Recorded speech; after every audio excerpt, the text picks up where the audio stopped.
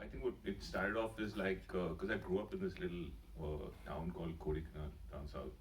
And then I moved to Goa, like I think 11 years ago.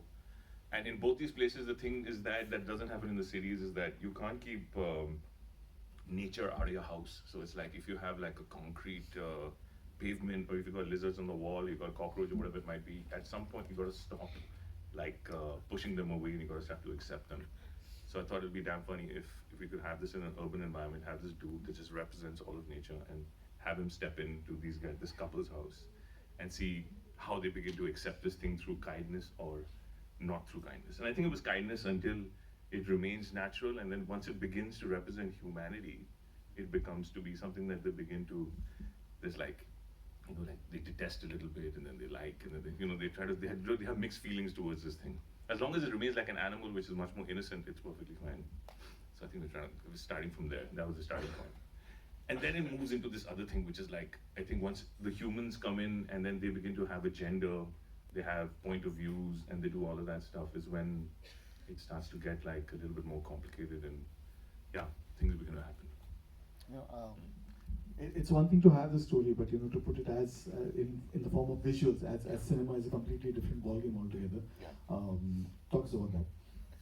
Actually, the thing that's a little tilty about this thing is like that's a little weird about, and why the movie comes off a little weird is that we didn't write any dialogues for this movie, so all improvised dialogues that the actors did on the spot.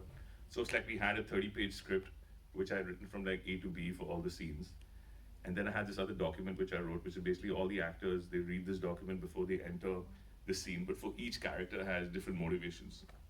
And you keep the motivations in your head, and then you don't tell the other person about it. And then you do these, I don't know, like 15-minute long or 25-minute long takes, which is like 3 takes we should do, I think, for each scene. That's the beauty of independent cinema, that filmmakers like you mostly show what you want to say rather than what the audience necessarily wants to see. But here, how do you balance it out, or measure it, or did that thought come at all? No, I don't. Yeah, it's zero. I don't consider the audience at all. It's just for me and maybe like 4 people in my life I make movies for, and then hopefully it's honest enough that everybody else also begins to like it. So like we made another movie back in 2011 called Share, which I made with Rasika, and even that also, it wasn't ever based on what people think about the movie. It's about what you want to make, and you make it for a budget that works. Like the saying is basically that films don't fail, budgets fail. So if you can make it in a certain amount of budget, it makes sense to economics and everything like that. You can say what you want to say without having to cut corners.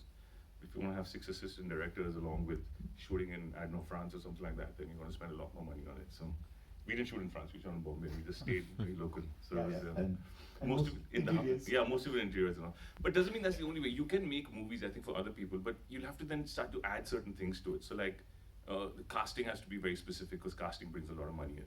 And then once you get the cast, then there are certain choices that you have to make that still not audience consideration. It still has to do with the producer's consideration of the casting choice that you have made. So make sure that this person is not shown in this light, this person cannot do this. So all these things tend to happen a lot. So, and I think in this, the main thing is that we have a bunch of us were friends. So all of us know each other for like many, many years, which is why the weird thing, when weird things begin to happen in the movie, everybody is kind of okay with it. Like they don't tend to question it too much. They're like, okay, we'll just go. Like and then that second party scene, he comes out and he says that everybody just needs to do, it's a game. Let's just do everything we did last time, and nobody says why.